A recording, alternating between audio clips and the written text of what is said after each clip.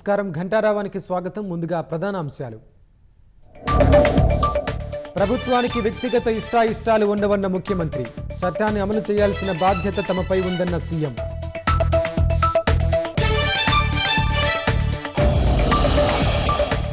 తెలుగు సినీ పరిశ్రమను విశ్వవ్యాప్తం చేయడమే లక్ష్యం. సర్కారుకు ఇండస్ట్రీకి మధ్య గ్యాప్ లేదన్న దిల్ రాజు.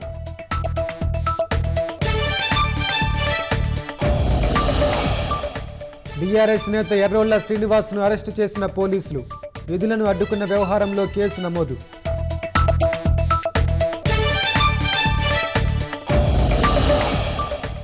విశాఖ సముద్ర తీరంలో మత్స్యకారుల పూజలు. సునామీ వచ్చి 20 ఏళ్లైన సందర్భంగా హారతులు.